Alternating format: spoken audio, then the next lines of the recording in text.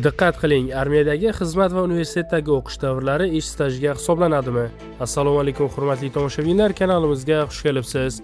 Ushbu videodan to'liqroq xabardor bo'lish uchun iltimos videomizni oxirigacha ko'ring va like tugmachasini bosib kanalimizga obuna bo'lib qo'yishni unutmang.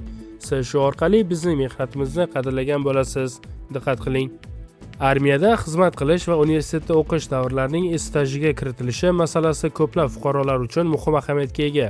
Ayniqsa kelajakda pensiya olish huquqi va uning miqdori aynan ish stajiga bog'liq bo'lgani sababli bu mavzuda aniq ma'lumotga ega bo'lish zarur. O'zbekiston Respublikasining fuqarolarining davlat pensiya ta'minoti to'g'risidagi qonuniga muvofiq ish stajiga faqat rasmiy mehnat faoliyati emas, balki ayrim boshqa davrlar ham qo'shib hisoblanadi.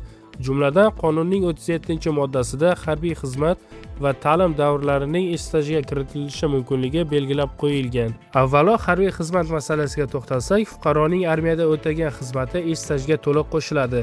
Bu nafaqat majburiy harbiy xizmat, balki davlat xavfsizligi organlari, Milliy gvardiya va ichki ishlar organlaridagi xizmatni ham o'z ichiga oladi. Muhimi shundaki, harbiy xizmat davrini ish stajiga kiritish uchun fuqaroda avvaldan ish tajribasi bo'lishi shart emas. Shu bilan birga oliy ta'lim muassasalarida kunduzgi shaklda o'qish davri ham ish staji sifatida hisobga olinishi mumkin. Bu aspirantura, doktorantura va boshqa ilmiy bosqichlarni ham qamrab oladi. Hatto fuqaro chet elda tahsil olgan bo'lsa ham belgilangan tartibda muvofiq ushbu davr ish stajiga kiritilishi mumkin.